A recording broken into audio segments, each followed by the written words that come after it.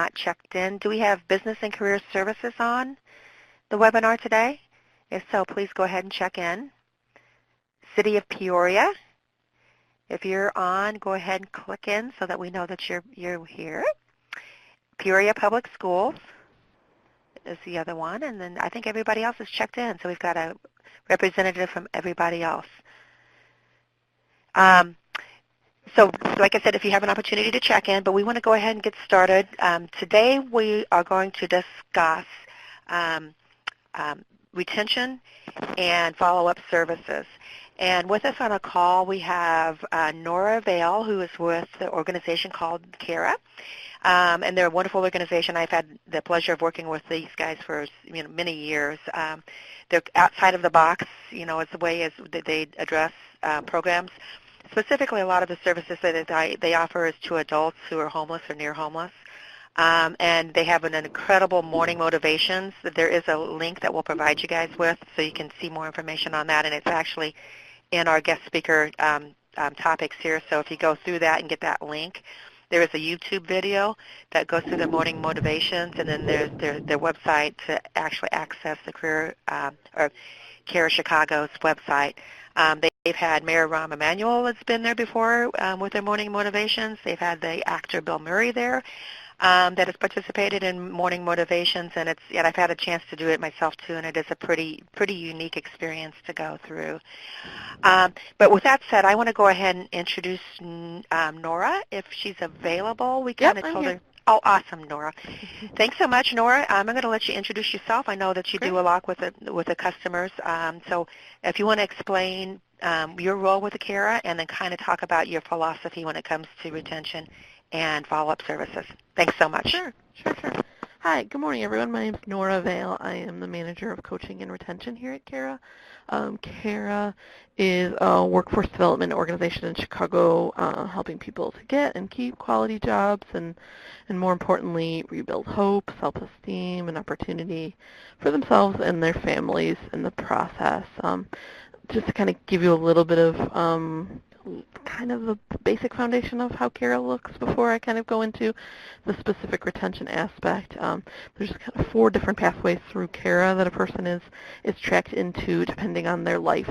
But the experiences often include in-class training, in the field learning through transitional jobs, and coaching support to reinforce the socio-emotional education and workforce competencies that they've developed through the trainings that they've gone through.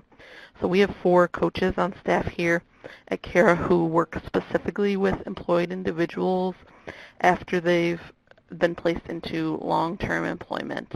And these placements are real jobs. An individual must show up on time every day, must work hard and manage their personal and health issues outside of the job.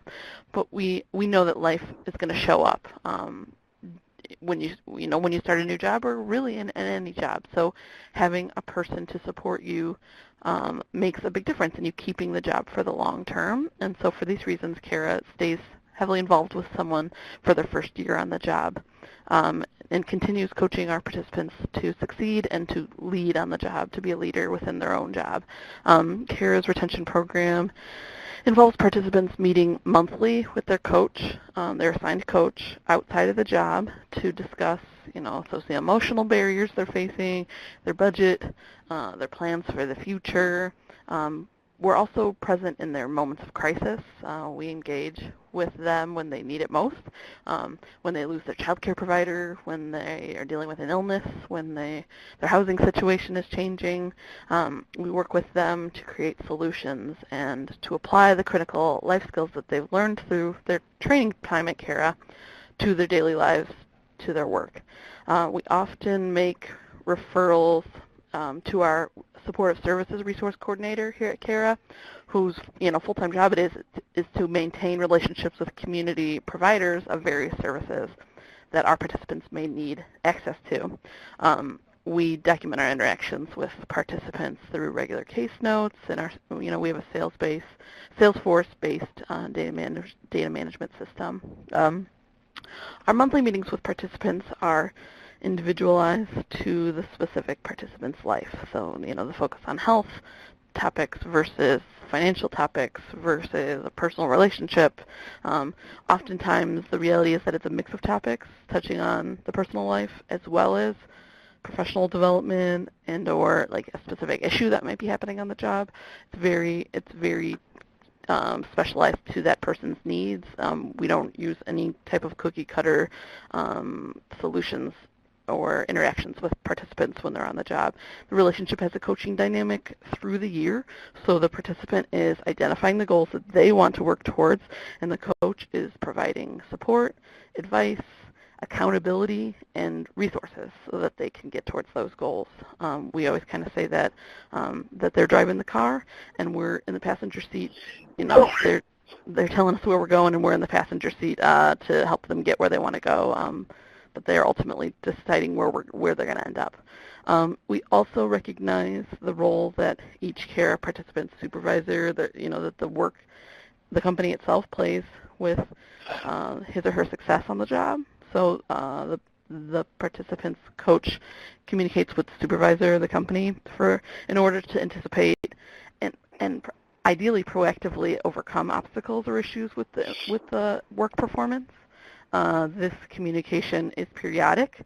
Generally, we consider it to be quarterly in an effort to not burden the supervisor or the company, but the coach is always available in the instance of a crisis. The conversation with the supervisor, between us and the supervisor, is primarily to provide Kara with feedback on the employee's performance.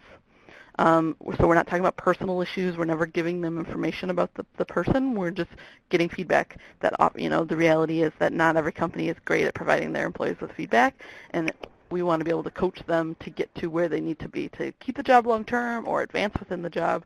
And through these supervisor conversations, oftentimes we're able to get information that otherwise isn't getting expressed. The coach is intended to be an asset to the supervisor, an extra layer of professional development to help the employee meet and ultimately hopefully exceed the company's standards for performance.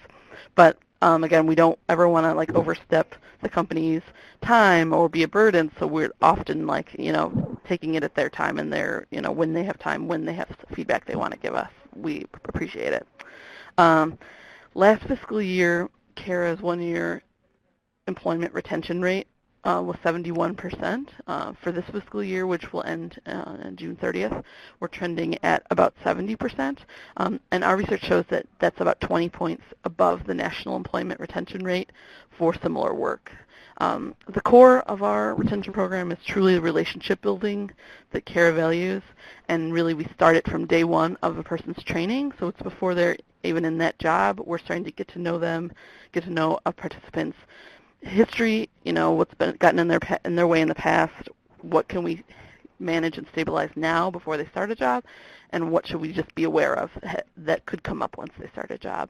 When we know someone and they know us, they'll reach out to us on their good days and on their bad days, and data over the years shows that that leads to stronger employment retention. Any So that was my. Did I cover everything that we were thinking, Tammy? Yeah, and we were talking about the training component. Now, you usually work with these guys anywhere from, you said, around 3 or plus months before you move them into. So yeah, because we have the different pathways through training at Kara, there's a pretty big variety, but I would say the average of time it takes to get through the training and into that placement job is an average of a few months, 3 months or so. And then I know you have very strong employer partners. Can you kind of explain who you work with on the employer side?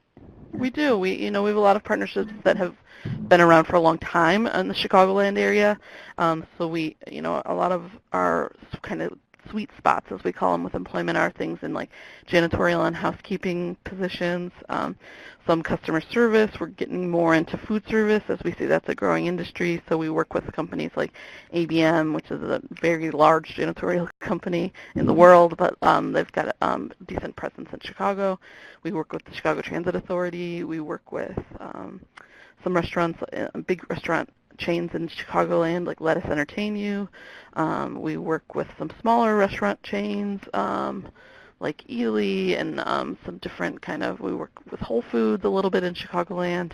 I'm trying to think of some of the other big ones. We work with some of the major hospitals in Chicago. Northwestern is a really close partner of ours. We've become partners with Rush. We're just getting deeper into a partnership with University of Chicago Medicine. The hospitals are a big, close partner of ours, and we send a lot of people to hospitals for a variety of jobs. And do you have some you said in the financial sector too? So we have a couple different campuses here in the city. At our Southside campus, we have somebody who's our financial counselor, whose full-time job is providing financial counseling to not only CARE participants, but also people who come in from the community who are specifically interested in that service. So she's helping people with debt issues, with credit issues, building credit, fixing credit. She does people's taxes. She's a really good financial coaching resource for not just CARE participants, but everybody in the neighborhood surrounding that Southside campus. Terrific. And we have your phones unmuted, so if anybody has a specific question they want to ask Nora, feel free to ask questions. And I'm going to share my screen right now so you can actually see their website. They're very matrix-oriented, and correct me if I'm wrong, organization. Very strong on the return on investment. So this is their homepage. It talks about their training and coaching, quality jobs, and retention and advancement services. So like I said, they're very strong with not only providing the jobs to customers, but making sure that they can retain them and the follow-up services. And then how long do you follow up with these customers? Formally, it's for a year, and then advancement is an elective optional track beyond that 1 year. Depends on the individual, if they're interested in going to school while they work, if they're interested in kind of using this position they've had for the last year for a stepping stone and advancing their career. That's an elective option beyond the first year to really continue to grow your career. So so if someone opts into advancement, it's kind of open-ended. It could keep going for a few years if that person stays engaged and they want to keep advancing their career and accessing that kind of coaching, that career mapping long-term. But the formal program, a person is considered like a graduate or alum at 1 year on the job. And one thing that I think is unique with CARA also is you have I think 2 social enterprises. Yes. Correct? We have one two. is Clean Slate, and the other? And one is Care Connects, which is a staffing agency here in the city. In which you utilize those with your participants also.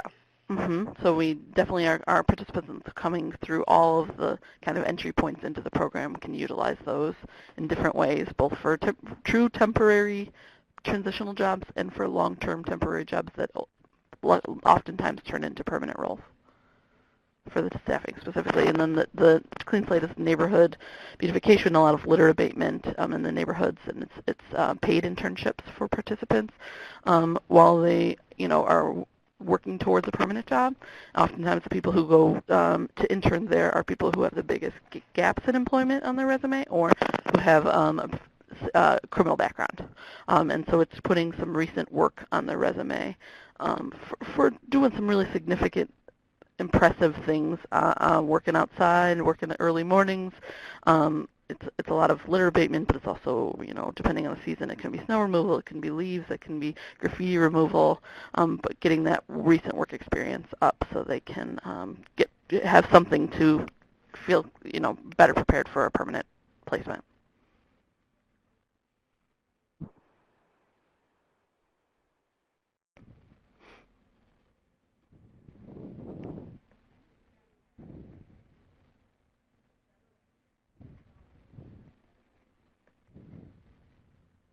I'm sorry, I've been sitting here talking on mute. Does anybody have any specific questions for Nora related to how they do their retention and follow-up services? We wanted to give you some real examples, from a provider of what's been successful, very successful for them in retaining the customers, and like I said, also follow-up services. And a lot of these do relate to your specific programs and what's allowable in the WIOA program, and are part of those, I think the 14 elements under the youth programs that are required. So Nora, thank you so much for participating. Absolutely. I strongly recommend you guys to take a look at their website. And then you can YouTube, like I said, they have a morning motivations, which is pretty cool to watch too. You can YouTube those morning motivations and see how that's done with that. Definitely. And if anyone's interested in coming in for that, if you're in the city or if you're going to be in the city and you want to visit and see it, we describe it as like a TED Talk meets a pep rally. Happens, again, every morning, Monday through Thursday. Let me know if you're interested, and I can host you if anyone wants to come visit. And Nora, would you mind typing in your email address if somebody has questions that they want to reach out to you after? Sure, absolutely. That would be great in the chat box. Perfect. I have, like I said, participated in the morning motivations, and it wakes you up at 8 o'clock in the morning, that's for sure. A lot of chanting and singing and clapping. It's really fun. So, okay, with that, now I am going to turn it over to Jim Potts, and he's going to talk to you guys relating to the actual documentation for retention services and what's required in the IWDS system. Once again, we have to have that relationship between the LWIAs who enter the data and the services that you're doing. So, Jim, if you don't mind walking through the requirements for the retention part of it, that would be greatly appreciated. Tammy, you've kind of thrown me a curveball here. I thought I was speaking on follow-up services. Oh, follow-up service. Yes, follow-up services. Sorry. You're talking follow-up services in IWDS. All right. Glad we got that straightened out. All right. This is Jim Potts with Commerce, and I'm the primary contact to assist with IWDS. So those of you who have a partner with your program, meaning somebody else is doing your IWDS for you, I'll explain both sides of this. But when you're finished serving your client, so you've got your individual service strategy for your client, and you've mapped out what your plans are that you're going to do with the client, and once you've finished providing those services and your client's on their way to either moving on in education or they've gained employment, whatever your goal is, you have a requirement to provide a year of follow-up. So what you'd want to do is when that last service that you've provided is completed, the next day, so if let's pretend that I'm your client and you stop serving me today, which is the 11th of April, well, tomorrow, the 11th of April, yes. Tomorrow, the 12th of April, you would request that your partner put in the follow-up services. And how it works in IWDS, when follow-up is put in, it's a service that just stays open. There's no prompts to close it. It's a service that's going to remain open. And what you do is you record the case notes on the frequency of when you're conducting the follow-up, what you're doing. Tammy and Terry will give you the guidance on how often they expect or what the requirements are. But for recording it, it's going to be really simple. Once your partner has put the service in IWDS, the case notes from workNet get carried over to IWDS. So when you're providing the follow-up, you'll just put a case note in workNet to indicate the follow-up, and it'll be carried over into IWDS. So that's how the service is documented. And one of the important things to understand is after the end of your follow-up, so it'll be 12 months after you finish serving the clients, then the follow-up service is just, you'd request closure of it.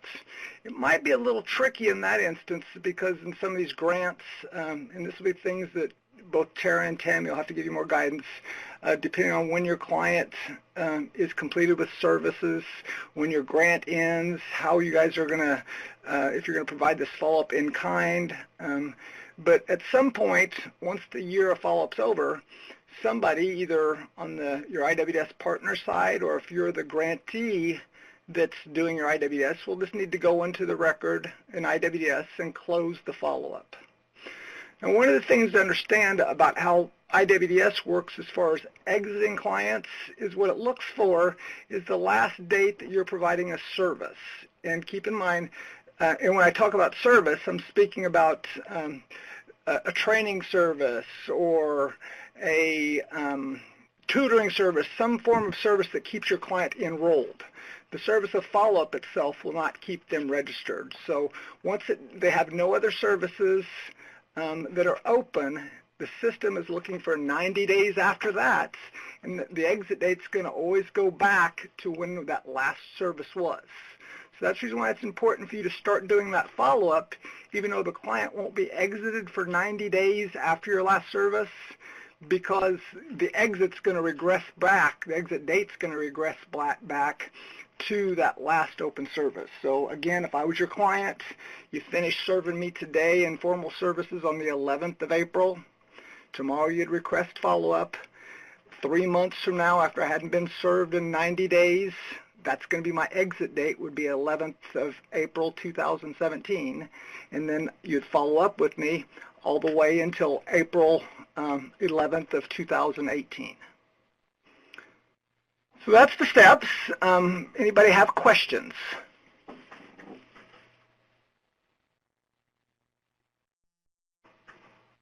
If there are no questions, I'll pass it back over to Tammy. Thanks, Jim. Appreciate that. So, like you said, part of this follow-up activity still needs to be coordinated with your LWIA because we need to have closure of that follow-up step. One of the things that we're going to request that you guys do, and I'm going to share my screen again here real quick. I don't specifically have the Illinois workNet system up, but I'm going to show you where the case note section is on this. So then you can see what we want you guys to do.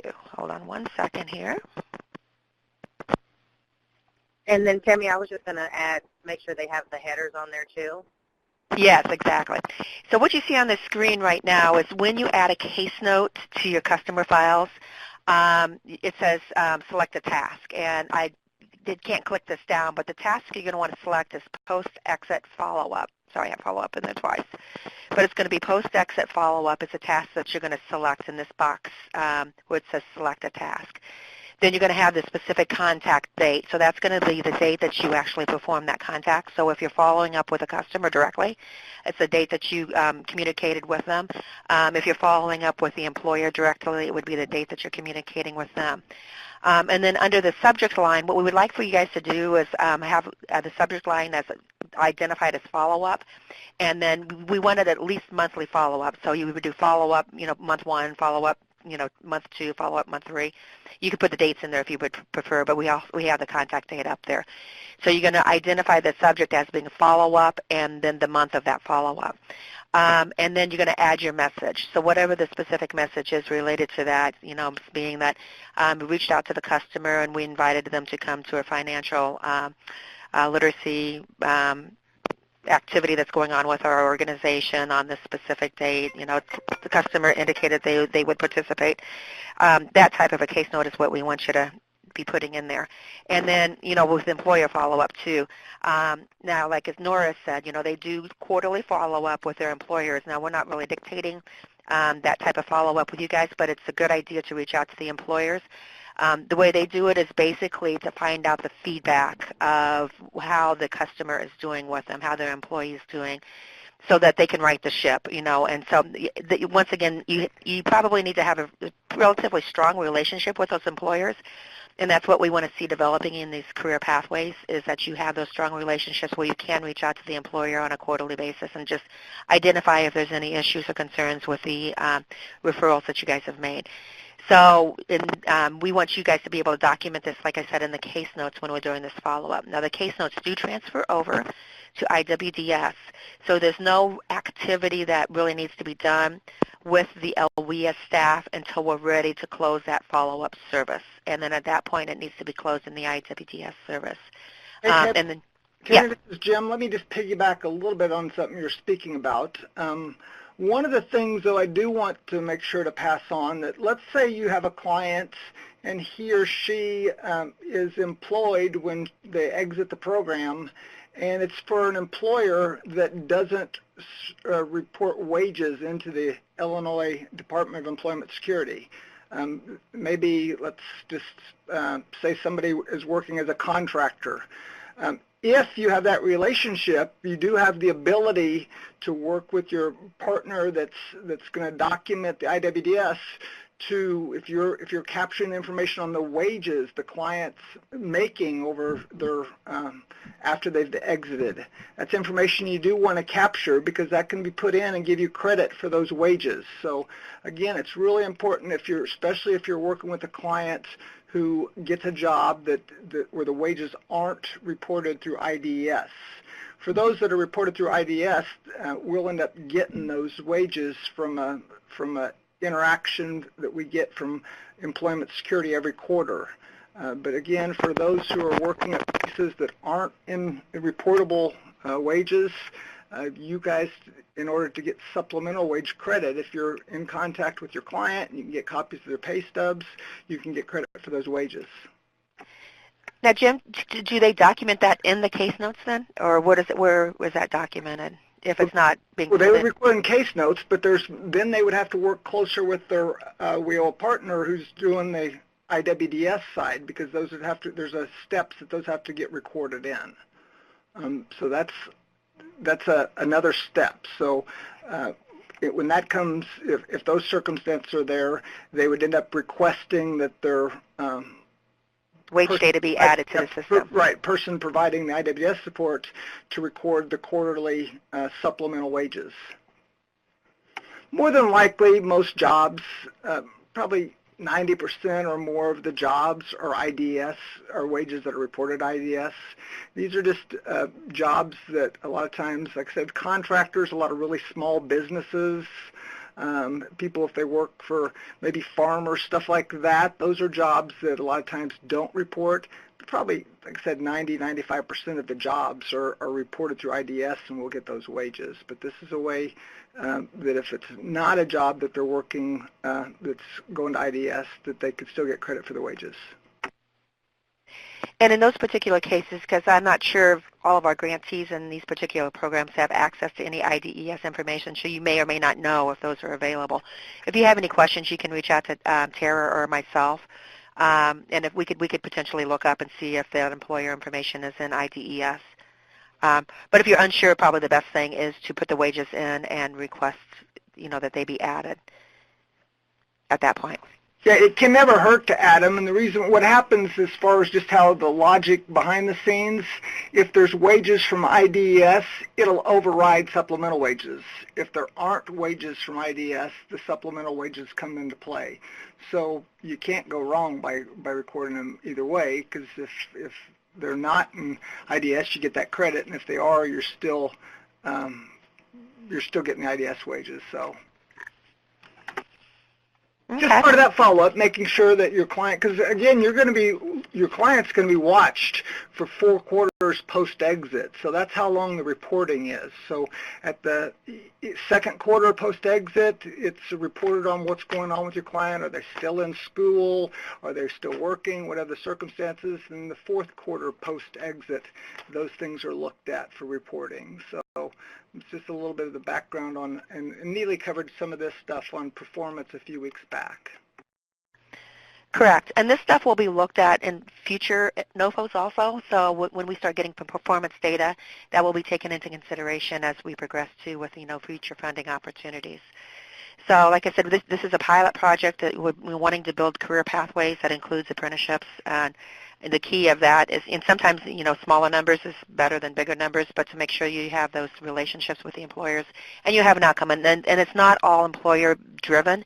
It can be post-secondary education. That's the outcome also. And Jim, do you want to address anything on the post-secondary? Again, it's the same along those lines, that you want to make sure to verify that your client is still in the post-secondary and how things are going. So that's part of your follow-up procedures you're going to be going through.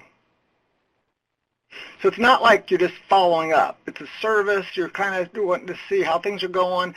And there are abilities, and we'll cover it at a later webinar, where if somebody has some issues that come up, you can still provide supportive services after they're exited.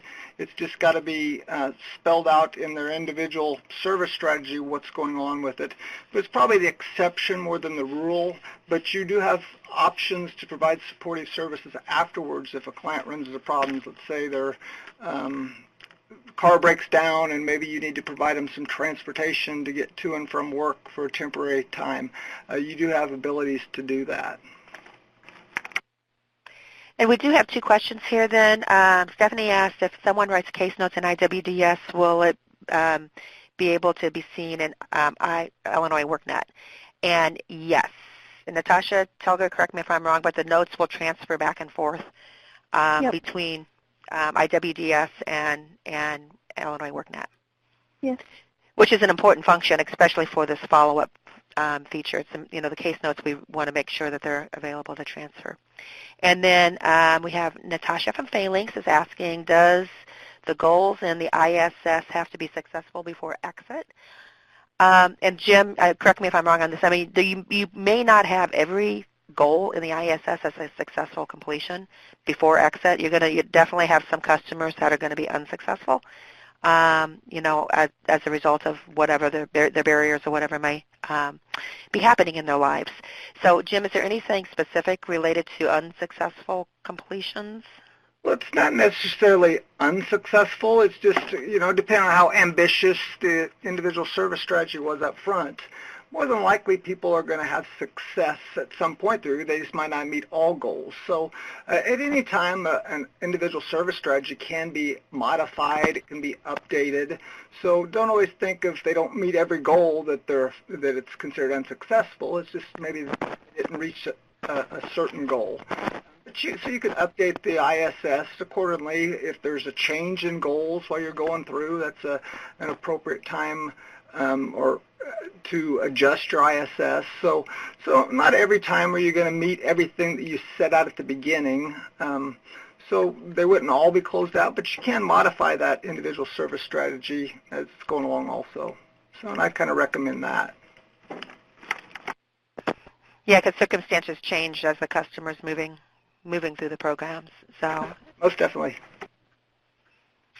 Okay. Is there any other questions relating to any of the follow-up services, or is there any additional information that you would like for us to bring to you guys, or any other examples of how different organizations do their follow-up activities? And I just want to make sure that everyone, I know you guys have heard this before, but the funding for these projects, it does end 6/30. So if you are an organization that would need the full year of follow-up and need, some type of funding for that, then you would have to start your follow-up services no later than 6/30 of this year to get the full funding for 6/30 of next year. If not, you can do some type of in-kind, funding or something like that for the follow-up if you need it outside of the 6/30 days.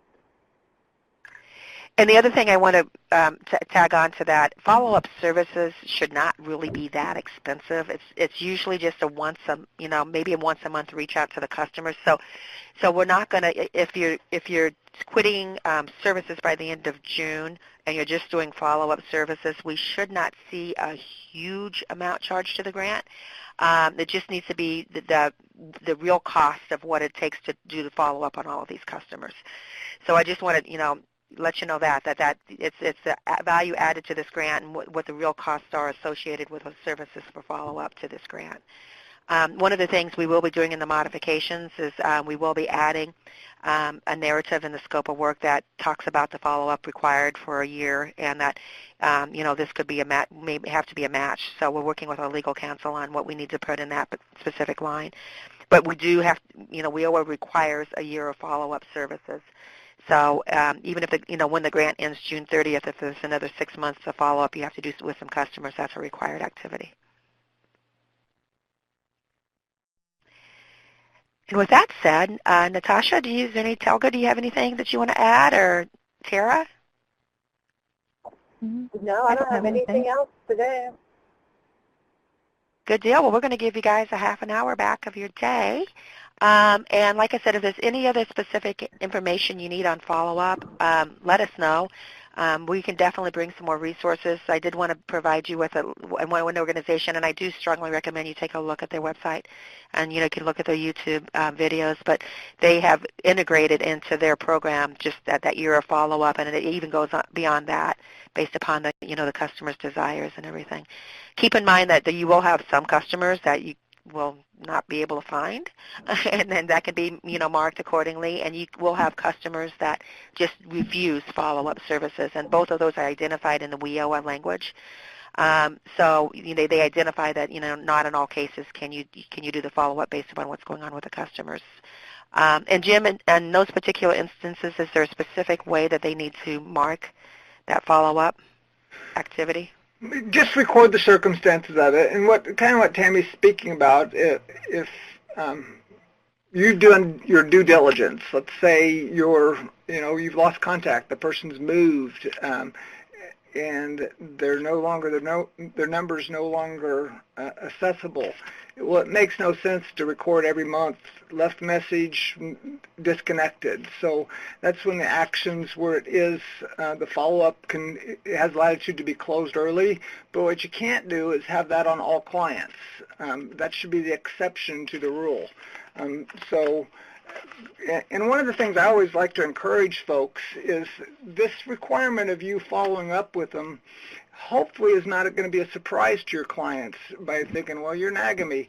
It's all kind of how you spell it out to them. I mean, the whole intent is to make sure that the good work that you've done with them, that it carries over, that you're available should they need you again, or maybe if they want to participate in a program in the future, you have that relationship. So those folks that all of a sudden they've used you for the program and now they don't want to hear from you, it's pretty sad going to be if they end up having to come back to you after blowing you off. So I would use examples like, sometimes life circumstances change and you need to come back again. And again, it's federally mandated that we follow up with you for a year after you complete the program. So hopefully you'll just have the common courtesy to follow up with me back and forth. So hopefully it stops you from having to spend a lot of time chasing around people that think you're nagging at them. And I really liked that presentation before where it sounds like they have a real good interaction with their clients, and their clients don't consider the following up to be a hassle. It sounds like it's something that it's a good two-way partnership. So hopefully most of your clients have that. Thanks a ton, Jim. I appreciate your help on this webinar. With that, we're going to let you guys go. You guys have a great rest of your day, and then we'll be talking to you again soon. Take care. Bye-bye.